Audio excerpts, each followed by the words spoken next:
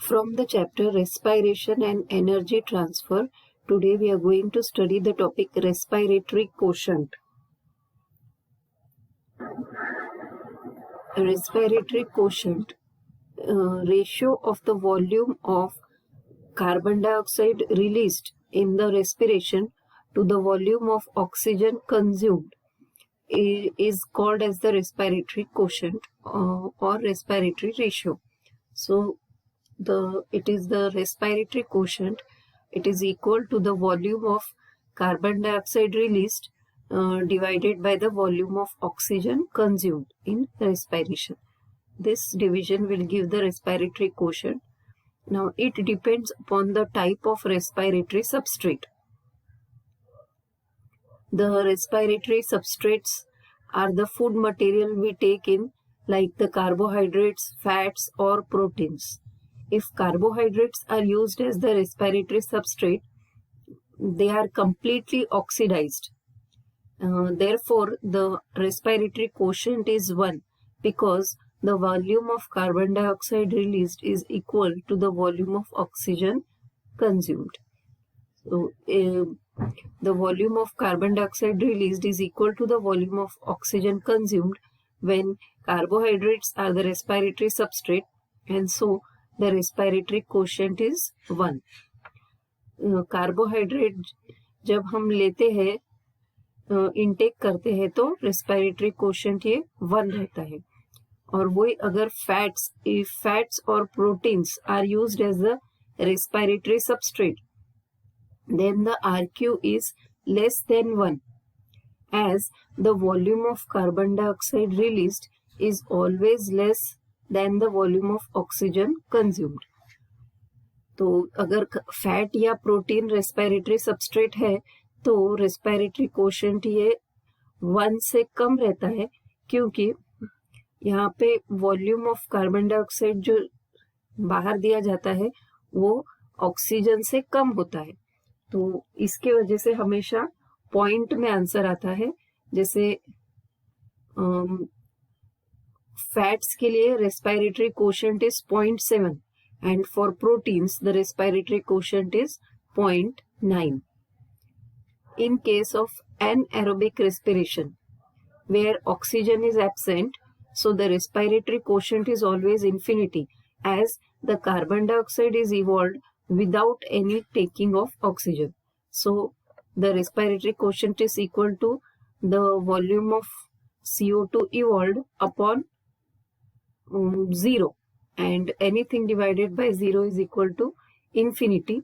So the respiratory quotient of anaerobic respiration, it is infinity. Now we will study the significance of respiration or importance of respiration. Respiration provides energy for synthesis of biomolecules. Respiration से energy मिलती है for the synthesis of new molecules. Then it also is a good source of energy for various activities like the cell division, growth, repair and replacement of worn out parts, movements, locomotion etcetera.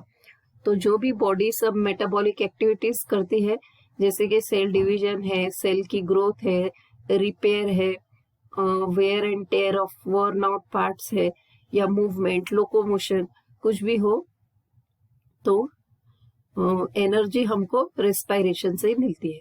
Various intermediates of Krebs cycle are used as building blocks for synthesis of other complex compounds. तो Krebs cycle में जो भी intermediates रहते हैं वो use होते हैं other complex molecules तैयार करने के लिए. इसीलिए क्रेब्स साइकिल भी एक इम्पॉर्टेंट स्टेप है रेस्पिरेशन का. Then the coupled with photosynthesis it helps to maintain the balance between CO2 and O2. तो रेस्पिरेशन के साथ फोटोसिंथेसिस भी रहता है प्लांट्स में, so it helps to maintain the balance between carbon dioxide and oxygen in the atmosphere. Then anaerobic respiration, that is fermentation, is used in various industries such as dairies, bakeries, distilleries, leather industries, paper industries, etc. It is used in the commercial production of alcohol, organic acids, vitamins, antibiotics, etc. So anaerobic respiration is important economically in various industries like the dairy industries where the toned milk is prepared, then cheese, butter, curd, etc. All the byproducts of milk are prepared using the anaerobic respiration. In bakeries also, the bread and various other bakery items are prepared using the fermentation process. Then distillation, purification of certain water, then leather industries, paper industries, all these industries, they use the fermentation process for their